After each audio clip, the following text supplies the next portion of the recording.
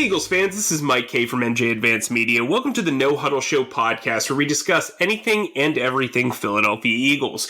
You can read our content on NJ.com/Eagles, bookmark that, and you can subscribe to our exclusive Eagles Insider Tech service, where we'll break news, give you insider observations, and provide in-depth analysis. Through Eagles Extra, you can send questions and comments directly to us, and we'll respond to your phone. With me today, as always, is my fellow Eagles beat reporter, Chris Franklin. Today we're going to discuss the Eagles quarterback situation, Howie Roseman and Nick Sirianni's postseason presser, and we'll answer the important questions heading into the offseason. But I've got a very important question that I like to ask every week. Chris, how are you today? Well, I'm glad there's so much emphasis on that question, but you know what? I'm doing all right, man. It's usually the same one. I know I got to vary it up and change up like a play calling and game plan, but yeah, I'm doing all right, man. How about yourself? You know, I'm here. So obviously the Eagles season didn't end the way everybody thought, or everybody wanted it to go. I know we didn't have a post-game podcast. We had some traveling difficulties. There was a lot going on. And then we decided by that point, we decided, hey, let's just wait for Howie and Nick to talk. Then we have a ton to talk about, because I don't think a lot of people really want to talk about this Bucs game. Breaking down what went wrong, as we touched on it very lightly, Jalen Hurts had one of his worst performances of his career. There's no doubt about it. I don't think one game, even in a playoff scenario, makes up for or takes over an entire season, but I do think it opens up the conversation amongst fans, amongst critics. Today, speaking to Howie Roseman said he's done enough to show that he can be the starting quarterback in 2022. Now, I think that's, I think that's fair. I agree with that, but I also think Howie Roseman, as always, chose his words carefully. He was asked if, having premium assets, if a notable quarterback popped up, would he be willing to trade for said player? And he kind of hedged. So while I think some people are running with it that Jalen Hurts is the starting quarterback in 2022, I think he's the starting quarterback in 22 as of this moment. I'm not saying I think they're going to trade for somebody, but I do think, based on Howie's comments that he made, that he is going to keep his options open, which I think is completely fair. If you feel like you can get Russell Wilson for a first-round pick and change, that's a pretty good deal. Maybe you look into it. He's the guy that got away. We've talked about that several times, but I do think Jalen Hurts has done enough in year two to show that he is in the strong position to be the QB1 heading into 2022. I also think the Eagles are in a very favorable position. They've got a quarterback that they know can lead you in some instances to a playoff berth, and they also have the assets to upgrade the position. What did you take away from Howie's comments today in the press conference about Jalen Hurts? Well, the one thing I really thought was telling is that he was, when he was pressed a little bit more, he said, yes, I was shocked that he actually came out and said it. I truly was, because I thought he would hedge a little bit, not just for the fact of trying to make a trade, but I think also in the draft when it comes to trying to get positioning, if Kenny Pickett was still on the board or Matt Corral was still on the board, and he was trying to hedge his bets a little bit and trying to make some teams question it. But I think overall it's the right decision. When you look at what is out there in the draft class coming out, it's nothing really impressive. And I truly don't think that you'll be able to get a Russell Wilson that come to Philadelphia. I don't agree with the idea as well, too, the premise. I think there's so much cap space he takes, and this team is more than one player away from actually being from more than a quarterback away from being a Super Bowl contender. So you need to build elsewhere. But Hurts played well, very well. As a young quarterback, he played well for the most part of the season, and he progressed. I think that's the most important part. He showed signs that he can get better, and the stuff that he has struggled with is stuff that's all correctable. And as a 23-year-old quarterback on a rookie deal who still could use some weapons around him, and let's be honest, besides Dallas Goedert and Devonta Smith, there's not truly a reliable third target on his team. It's the best way to go. So him hedging it, will he make calls or take calls if an unknown quarterback comes available? Yeah, I can see that. But I really truly feel that when week one comes around, we'll see Jalen Hurts under center. Yeah, and I think, look, I don't I think the odds stack in favor of Jalen Hurts. I'm not saying that Howie Roseman was being deceptive there. I think Howie Roseman was actually being quite honest, frankly. Jalen Hurts has played well enough to be their starter, but if something blows them away, something blows them away. Remember, this is the same guy who said that he couldn't imagine Carson Wentz not being on the Eagles, and then a few months later, Carson Wentz is in the Midwest checking out Barnes. How many fingers does he have again? Well, how many fingers does Howie have again? Yeah, that's a fair question. Another takeaway from Tampa Bay was the defense. Listen, when Jonathan Gannon's defense is cooking, it's playing a bad team. When it's not, it's getting carved like a carving station at a buffet, on a buffet line. I don't think the defense was the reason why the Eagles lost against the Bucs. I think that if you look at the overarching nature of Jonathan Gannon's defense, that's an issue that needs to be corrected, whether that's a conversation with Jonathan Gannon, whether that's upgrading over Jonathan Gannon, whether that's retooling the assistants. This is an Eagles team that needs to grow. And I've been a very big defender of Jonathan Gannon because of his personnel and everything. But this Bucs team was hurting and they still dominated them. You can talk about the 4 3-and-outs. Terrific, whatever. But that's like saying, hey, you got 3 red zone stops, but you still give up, 40 points, right? So, Jonathan Gannon interviewed for the Texans job. He's going to interview for the Broncos job on Wednesday. He's eventually going to interview for the Vikings job. I don't think he's going to get one of those 3 jobs. I think it's still a year too early. The Texans job might make the most sense just because of how that whole network is aligned with Nick Sirianni. Because it seems like the next hire will get a lot of time because David Culley was a one-and-done sort of project. Where are you at with this defense right now? Well, see, I think you and I differ on this one right here. I actually think it was the defense's fault, especially early, only because of the fact that they had to set the tone early on. And the one thing they could have hang their hat on, first play of the game, 17-yard run. And then I think that was like a punch in the mouth. And it really I think it rattled that defense. And then you saw Brady and that Buccaneers offense just methodically go down the field. And it was always a lot of slow starts. It always took a lot till the first half, the end of the first half, coming out to the first drive in the second half. It seemed like that the defense made adjustments.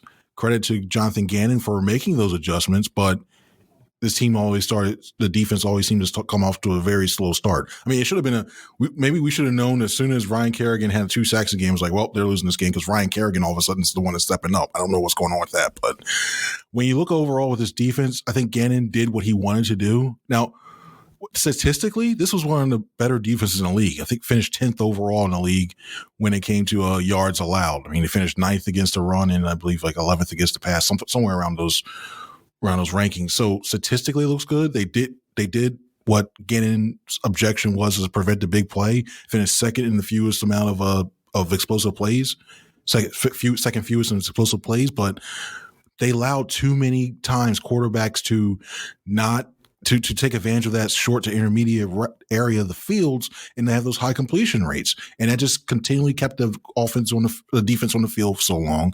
And it just basically, I think, wore down the defense over time. And there's not enough consistent pressure. So overall, I think Gannon has a good framework.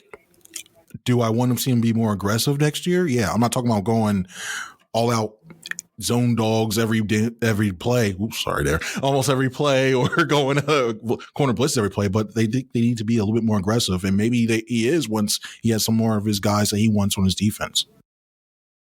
Yeah, I mean, I think look, I do think part of it is personnel and part of it is play calling, but I do think when you've got Darius Slay playing off on Mike Evans all game because you're playing zone and there's no other wide receivers on the Bucs, It's a bad decision. It's a bad look. But anyway, to cap that, Nick Sirianni said that he had not made any decisions on his staff yet. He had yet to meet with Jeffrey Lurie. I do think once he meets with Jeffrey Lurie, there will be some tweaks to this coaching staff. We'll see where that comes by. Next, let's get into the wide receiver position, because that was a big talking point in this press conference. Devontae Smith, Nick Sirianni said, is one of the true number one wide receivers in the league. That's a high compliment, but I also think it's accurate. He actually went out of his way to dub Quez Watkins as the number two wide receiver, and he said he could be one of the best number two wide receivers in the league. I think that's a little high praise. I think it's a little overzealous, but, good for Nick. I think ideally Quez Watkins should be the slot receiver or a number three guy in an outside rotation. Then he made it very clear that Jalen Reagor was the number three wide receiver, and made it almost sound like there was a huge gap between Quez Watkins and Jalen Reagor. Howie Roseman said that they had a conversation with Jalen Reagor that was very honest about what he needs to develop. And they said they were disappointed kind of in how this is all shaken up. I mean, duh. To me, there is no way Jalen Reagor is back on this team next year. I don't see how it's possible. I don't see how there's a happy ending. But then again, Howie Roseman and Nick Sirianni can't come out and publicly say, yeah, he was a complete bust, he's terrible, because, you're ruining your chances of maybe getting a 7th round pick for the guy or a player for player swap. This wide receiver group needs an oil change outside of outside of Quez Watkins and Devontae Smith, in my opinion. Where are you at wide receiver, and what did you make of those comments? You know how you, like, when you drop a roll of paper towel and, the whole thing continues to roll and it just leaves a long trail, like the paper that fell down? That's how long I imagine the list of stuff that Jalen Reagor has to fix. I just don't, I don't foresee him coming back at all. You can't have him back, in my opinion, because to me, it's almost like similar. I know we're switching sports, but it's almost like Ben Simmons. You have, the fan base is never going to give him, unless he puts up a 1,500-yard season and like 15 touchdowns. I don't think this fan base is ever going to really forgive him, because there's still the thoughts of Justin Jefferson out there. There's still the thoughts of the drop passes and all the other miscues that he's had. So I personally think it's time for him to get a fresh start overall. And to me, Quez Watkins, you see the talent there. You see the speed there. Could he be like a Michael Gallup type? Yeah. It's pushing there. I just have a lot of questions still when it comes to him not finishing routes and keeping plays alive. When you have I know it was highlighted in the Tampa Bay game, but this has been going on for a few weeks now. And when you have a quarterback like Hurts who keeps plays alive and scrambles and tries to make big plays downfield on broken down plays, you can't have a receiver just give up thinking, oh, well, I'm not getting the ball, and then, the ball's coming my way, and then try to turn the Jets back on and catch it. And it is bad overall. This team, I will look at bringing in a guy like Mike Williams. I really think Mike Williams will be a good fit for this team. He's got the veteran experience. He's worked with Nick Sirianni in the past. He also is a detailed route runner, in my opinion, and that's what I think this team needs. So Mike Williams would be one. A pipe dream would be Calvin Ridley. I think that would be great, but I think it's tough. I think it'd be tough to get him personally, because I think it's going to cost a lot, and I don't know if the Eagles will be willing to do that. But this team needs another legitimate third weapon overall, because we've seen teams are scheming to stop Devonta Smith and Goddard, and there's nobody who's really stepped up to be consistent in the third. And with that blueprint out there now and that video out there, it's going to make it tough. So they better, and I think it has to be a veteran. It can't be a guy like Chris Olave that he can develop into a good one, but I think you just need a veteran presence right now that can step in and be that number two receiver. Yeah, I think. Yeah, I'm definitely with you. I think Allen Robinson would make a lot of sense, and that's kind of where I'm at. So let's get into the dynamics of the offseason, because I think the biggest question was somewhat answered. I think a lot of people are running away with this like anointed Jalen Hurts thing on social media. I'm not sure I 100% buy into it. I'm not trying to be a conspiracy theorist. If you read my work or know me really well, that's not really my style. I've just been told a guy's going to be here before, and then he's trying on a blue helmet or a helmet with like blue horseshoes on it. So I think ideally with QB1, I think if the only way you could upgrade Jalen Hurts, in my opinion, is by trading for Russell Wilson. I think Deshaun Watson would begrudgingly come here, right? And that's not something you want. You want a guy who totally buys in and everything. Also, his off-the-field stuff cannot be understated. Cannot be overstated. I think, he has not settled any of his 20 plus cases of sexual misconduct. That is a huge, huge ordeal to get through. And so I think that's something that might be something that you can't get over, or an obstacle that can't be changed. But also he has a no trade clause. So, I think the Eagles have the ammunition to trade for him, but I don't know if that's necessarily the move they'll make. I think Russell Wilson's the guy that got away, and if they find a reasonable deal for him, maybe it makes sense with him being 33. If you feel like you can get 4 years of premium play out of him, then there you go. That said, I would never trade 3 first-round picks for anyone, sans Tom Brady in his prime and Aaron Rodgers in his prime. Also, I think another thing that needs to be discussed is the future of Miles Sanders. Where are you at with Miles Sanders following this season? All right, cool. And if I can, I will go back to that Russell Wilson stuff right there. But with Miles Sanders, I still think he still is a very, I think, talented running back, a guy who could still hit the quote-unquote home run, who could run that, who has speed, has the explosiveness. But I'm really, really worried about his availability, about how well he can maintain through a 17-game season now, and also his vision a little bit. I mean, during this last game against the Buccaneers, I thought for the first time, I think in a very, very long time, he had kept his head down. He looked at the holes and he was patient enough. But the problem was, even though he did all that, he missed some cutback lanes. There were some big cutback lanes that were available that he could have gained about an extra 10 yards against, because the Bucs defense was flowing really heavy to the run side. But then there's some cutback lanes he never took advantage of. To me, at this point, I wanted to give him the benefit of the doubt and really believe that he can be a lead back. But given his availability and given some of the limitations that he's had, I'm starting to think he's more of a 1B, and you need to bring somebody in to complement him. Maybe that guy that's already is willing to compliment him is already on the roster in Boston Scott. I think Boston Scott's shown a lot of stuff so far when he's been able to insert into the lineup, and he's shown that patience that's been good, and he's shown the explosiveness. I know that the Eagles still have Kenny Gainwell. I think Gainwell is getting better. He's not where I would feel comfortable making him a starter, or nowhere near comfortable making him a starter. And you still have questions about Jordan Howard, his long-term health, because we see that stinger seems to keep popping up. So I wouldn't spend one of my top 3 picks on a running back at all. I think you look for somebody, a bowling ball type guy who could run between the tackles, because I think that's the one thing this team really needs, a younger in between to tackles runner to work with Miles Sanders and pick up some yards in that running game. But getting back quickly to Russell Wilson, I just don't see him coming to Philadelphia. I don't think he waived his no trade clause to come here, because when you look at just overall what the Eagles have to offer, they gave him the offensive line he covets. When you look at the weapons, unless they severely upgrade those positions, they need to do it. And also, I remember early back in March, Jeremy Fowler from ESPN said he really wants to become a front office executive in the future, and he really wants to have say in personnel. And would Howie really truly allow him to have a lot of say in personnel matters?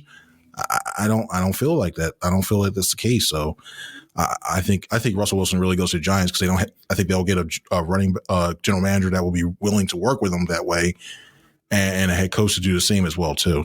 That's where I got on that.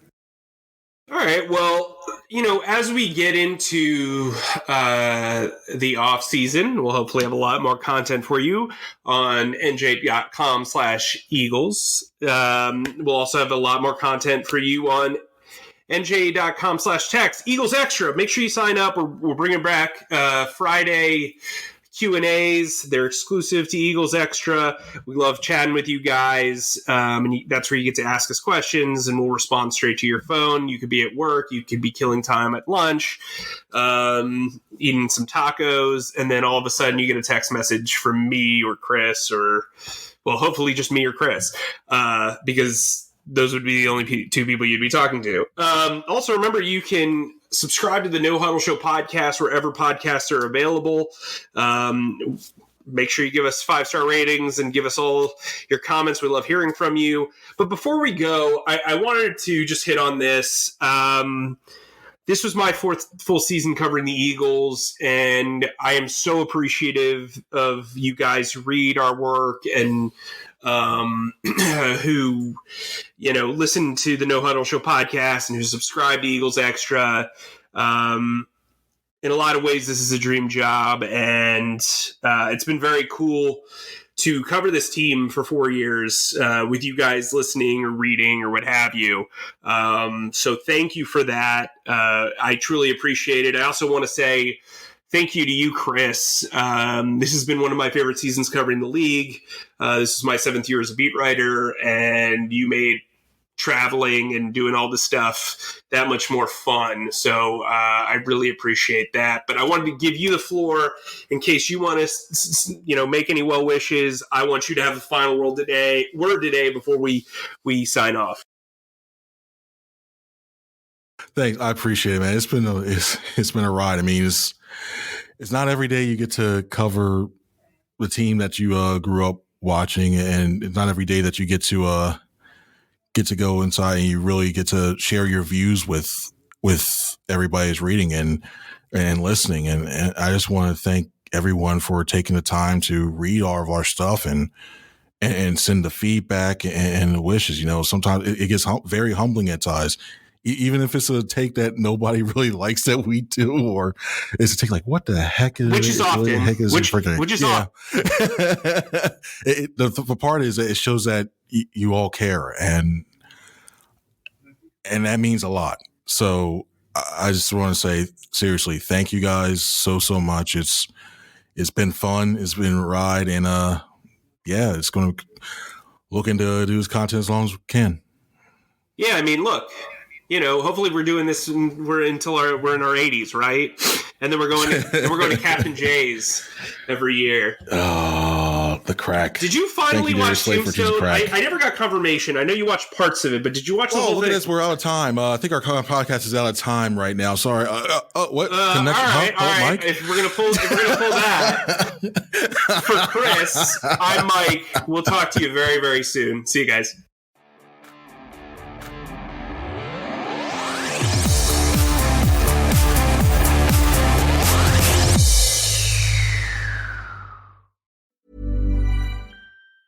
Hey, I'm Davi. And I'm Cassie. And we host Broadly Speaking. We talk any and everything. What's going on in the world? Sometimes it's caring, and sometimes it's Karening, and we just need to be able to decipher the difference. Friends, relationships, Cassie's got the best dad jokes. Where does a mansplainer get his information? Where? From a well, actually. And all the ups and downs of the funny curveball we call life, all with a hefty dose of Davi's snark. I love a good bidet, but surprise bidet is not okay. We'll call it like we see it, so tell Ethel at the front desk to pipe down, you hussy. Plug those earbuds in, and we'll help you survive the rest of your 9 to 5. Listen to Broadly Speaking on Acast or wherever you get your favorite podcasts.